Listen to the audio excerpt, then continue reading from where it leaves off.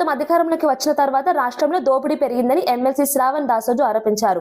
ఇసుక, కంకరతో సహా రాష్ట్రంలోని వనరులను దోచుకుంటున్నారని విమర్శించారు. మంత్రి పొంగులేటి శ్రీనివాసరెడ్డి కేజీఎఫ్ తరహాలో మైనింగ్ చేస్తున్నారని అన్నారు. భాగ్యలక్ష్మి క్రషర్ ద్వారా భారీగా అక్రమ మైనింగ్ జరుగుతోందని ఆరోపించారు.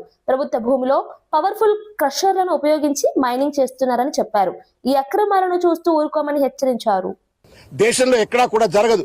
చిన్న క్రషర్ పెట్టి చిన్న డీవియేషన్స్ ఉంటే పోయి దానికి షోకాజ్ నోటీస్ ఇచ్చి సీల్ చేసేటువంటి అధికారులు ఇంత పెద్ద ఎత్తున పర్మిషన్లు లేకుండా ఈ రకమైనటువంటి రీతిలో 3-4 క్రషర్లు నడుపుతా ఉంటే ఎందుకు మీరు అలా గుడ్డిగుర్రం పండుదోయినట్టుగా ఉన్నారు? ఇంతకుముందు ఒక మిత్రుడు చెప్తున్నాడు, ఫత్వా జారీ చేసిండట. ఈ చుట్టుపట్ల ఉన్నటువంటి మీరు చూడండి ఒకసారి, మీరు మీ తెలంగాణ మిత్రులకు కూడా చూపెట్టరు, ఆ బిల్డింగ్లు ఏంటి కథ ఏంటి చూపెట్టరు.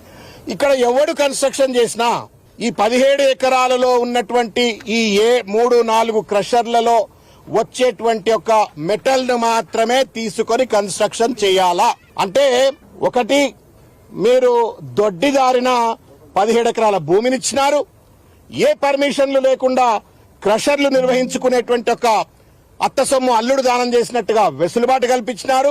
మార్కెట్ కూడా ఇవాళ ప్రభుత్వమే కల్పిస్తా ఉంది, ముఖ్యమంత్రి గారి కార్యాలయమే కల్పిస్తుంది అని చెప్పని ఇవాళ సమాచారం వస్తా ఉంటే నవ్వాలనా ఏడవాలా అర్థం కావట్లేదు.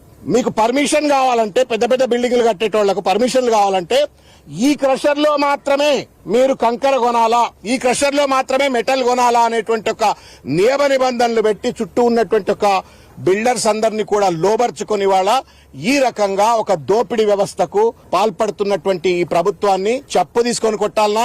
సిగ్గున్నదా? మానవత్వం ఉన్నదా? మీరు ప్రజాపాలన అని చెప్పిండ్రు, పారదర్శకత అని చెప్పిండ్రు. ఈ రకంగా దోపిడీ పాలనకు, దోపిడీకి ఎట్లా పాల్పడుతున్నారో ప్రజలకు సమాధానం పెట్టాలా?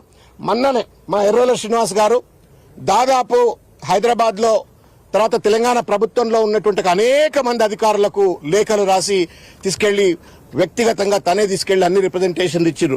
తేలుగుట్టిన దొంగలు లెక్కున్నారు. ఇవాళ ఒక్కడు మాట్లాడతలేడు. డైరెక్టర్ మైనింగ్ మాట్లాడు, జిల్లా కలెక్టర్ మాట్లాడు, అసిస్టెంట్ డైరెక్టర్ మైనింగ్ మాట్లాడు, ఎవరు మాట్లాడతలేరు. మానస హిల్స్ లో జరుగుతున్నటువంటి ఒక దోపిడిని, కేజీఎఫ్ లాంటి విధ్వంసానికి సంబంధించి కంప్లైంట్లు ఇస్తే ఒకడు మాట్లాడతలేడు. మళ్ళీ వాళ్ళ భాగ్యలక్ష్మి దగ్గరకు వచ్చినాం. మొత్తం హైదరాబాద్ ఔటర్ రింగ్ రోడ్ పరిధిలో ఇదే రకమైనటువంటి ఒక మైనింగ్ల పేరు మీద విధ్వంసం జరుగుతా ఉంది. రేవంత్ రెడ్డి గారు, ఈ ప్రభుత్వ పెద్దలు మీరు అనుకుంటున్నారేమో పిల్లి కళ్ళు మూసుకొని పాలు తాగినట్టుగా మమ్మల్ని ఎవరు పట్టించుకోవట్లేదని. తస్మాత్ జాగ్రత్త, బీఆర్ఎస్ పార్టీ ఉన్నది. ఈ దోపిడిని, ఈ విధ్వంసాన్ని వ్యతిరేకంగా తప్పనిసరిగా ప్రజాయుద్ధం చేపడతాం. ఈ పోరాటం ఇంతటితో ఆగదు. మేము నిన్న కంప్లైంట్లు ఇచ్చినాం, రేపు కోర్టు తలుపులు తడతాం, రేపు నేషనల్ గ్రీన్ ట్రిబ్యునల్ దగ్గరికి వెళ్తాం. మొత్తానికి మీ దోపిడిని దేశ ప్రజలందరికీ తెలియజేసేట రీతిలో తప్పనిసరిగా మా పోరాటం భవిష్యత్తులో ఉంటుంది.